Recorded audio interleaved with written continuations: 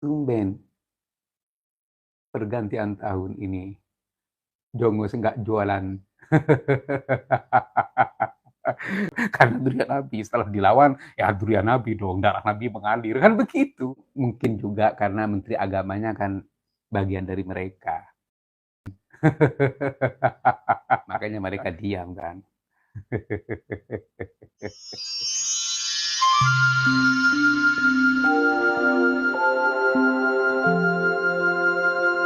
Begini teman-teman ya. Kenapa sekarang Natal, pergantian tahun tidak ramai seperti tahun-tahun sebelumnya? Kafir, haram, nggak berani.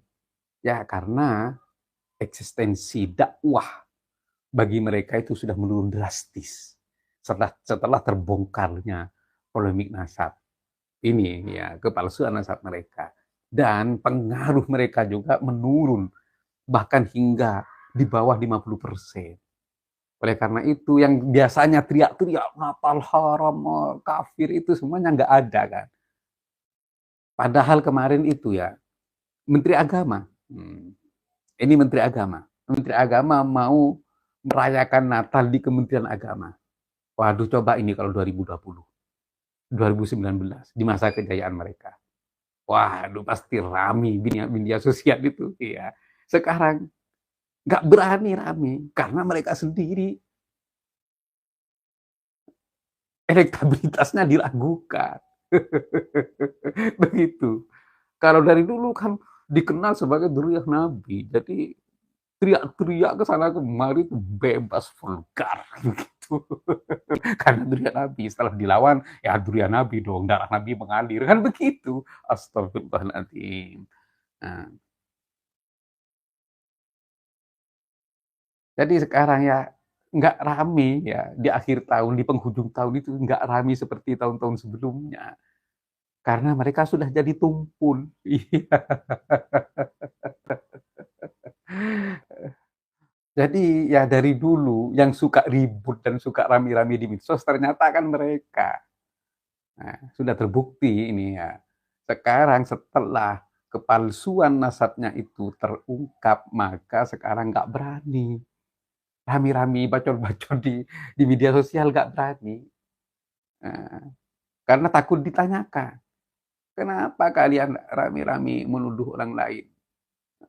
Bersihkan dulu dong.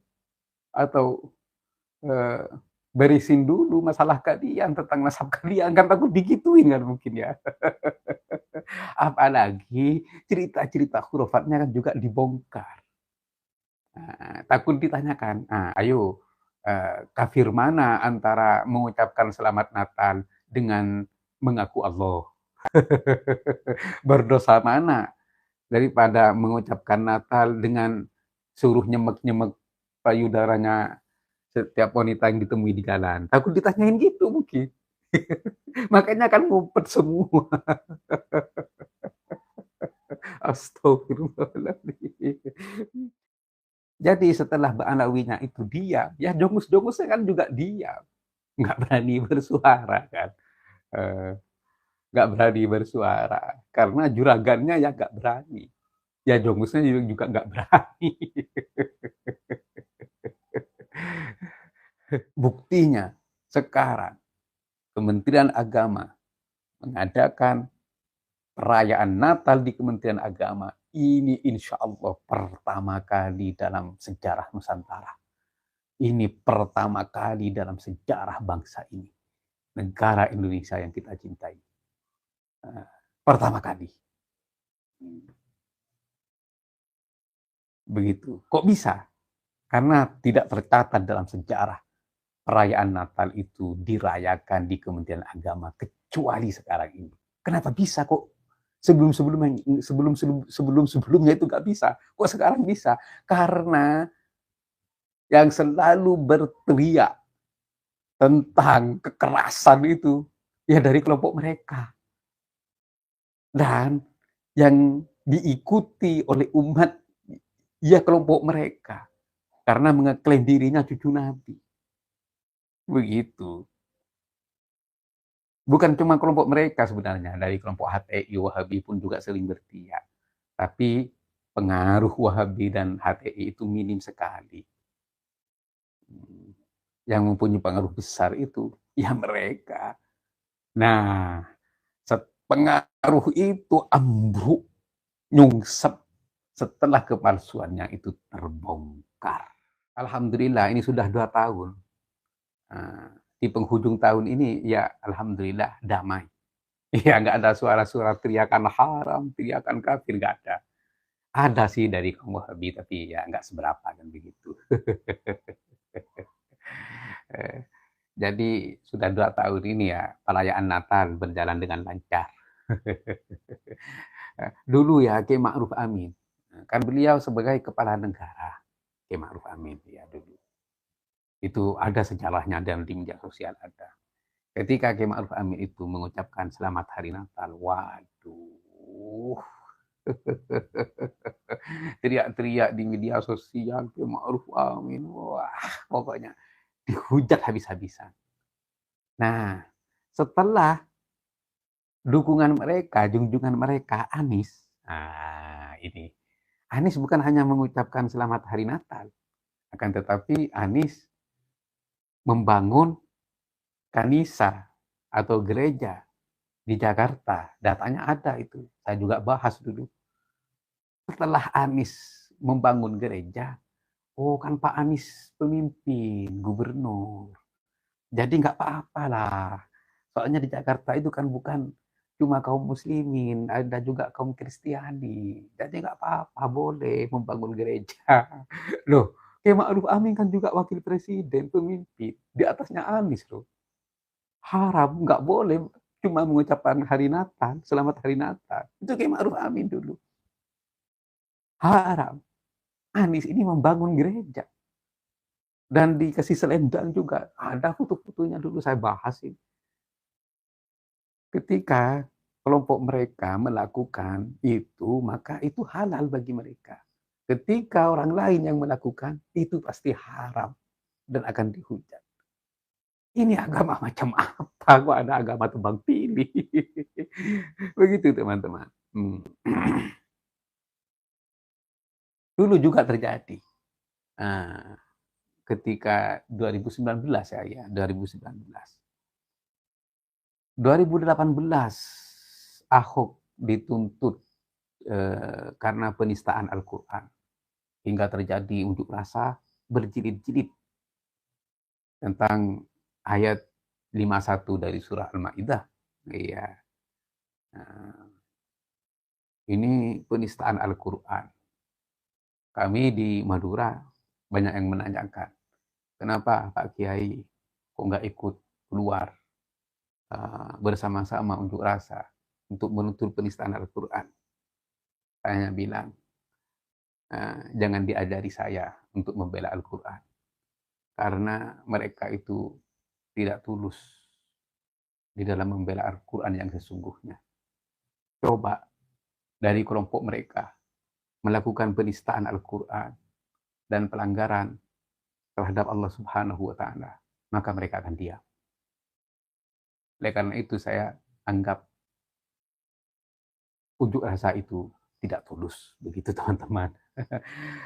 Selang berapa bulan terbukti dari kelompok mereka ada yang menistakan ayat Al-Quran. Yang disebut Gus itu dari dari mantan pesulap ya. Kemudian menjadi Gus. Pokoknya kalau bergabung dengan mereka akan menjadi Gus, akan menjadi kiai siapapun dia. Akan menjadi ulama bahkan. Menistakan ayat innama yakhsyallaha min ibadihil ulama. Oh, diartikan ulama ini ya bisa ulama ular, ulama sapi, ulama ayam. Astagfirullahaladzim. Ini bukan cuma menistakan ayat. Menistakan ayat plus menistakan ulama. Mereka dia. Kami terus bersuara dulu.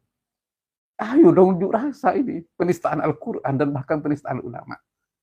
Akhirnya jongus-jongus mereka angkat suara. Si Gus itu katanya ya bukan bermaksud seperti itu. Apalagi dia asal Madura katanya. Loh, jangan tebang pilih, saya bilang gitu. Asal Madura atau tidak asal Madura. dari belega katanya duluan. Waduh.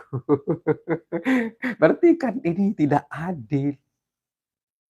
Kalau kelompoknya yang bersalah akan dibela dan akan diam, 1000 bahasa. Tapi kalau orang lain yang melakukan kesalahan, waduh, dihajar habis-habisan.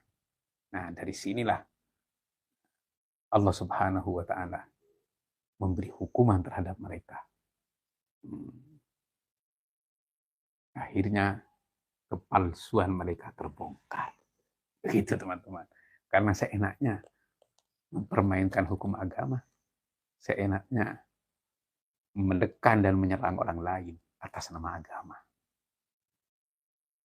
Begitu nih.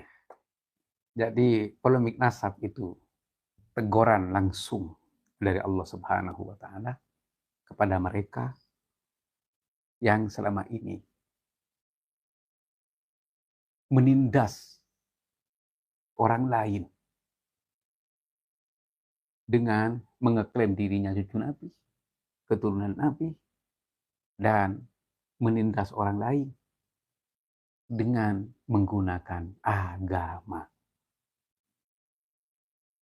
Allah menghukum mereka agar agama ini tidak dibuat senjata untuk menindas yang lain. Seperti itu teman-teman. Alhamdulillah. Ya apa mungkin juga karena menteri agamanya kan bagian dari mereka. Makanya mereka diam kan. Mereka diam, Menteri Agama merayakan Natal di Kementerian Agama. Jadi mereka diam. Karena Menteri Agamanya kan kemarin juga membela mereka. Seperti itu. Menteri Agamanya kan jadi jongus juga, ya. Jadi mereka ya kalau dari kelompoknya, dari jongusnya melakukan kesalahan, mereka akan diam. Menutup mata dan telinga, begitu. Kan kemarin Menteri Agamanya kan juga berpidato di Maktab Daimi Robitul Hanawiyah. Banyak yang dipangku oleh Rasulullah. Rasulullah datang ke sini menimba ilmu dari Rasulullah, katanya. Saya kan heran sekarang juga saya roasting itu. Ini Menteri Agama ini doktor, profesor doktor bahkan. Masa sekelas profesor doktor ini terkontaminasi oleh cerita-cerita khurafat? La haula wala quwata illa billah. Dipangku Rasulullah katanya. Kapan Rasulullah memangku mereka? Ya pinter juga mungkin Menteri Agama ya. Karena ingin merayakan Natal di akhir tahun di Kementerian Agama ya, Menteri Agama ya membela mereka dulu agar tidak diserangkan begitu teman-teman. Astagfirullahaladzim.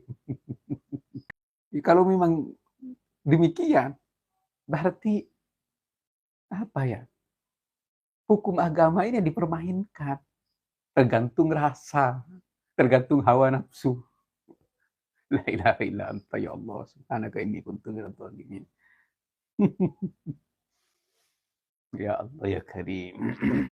Iya, cuma modal framing, cacian, makian, itu saja. Kalau kami kan sesuai dengan fakta. Setiap apa yang kami sampaikan, mulai dari awal, ya tentang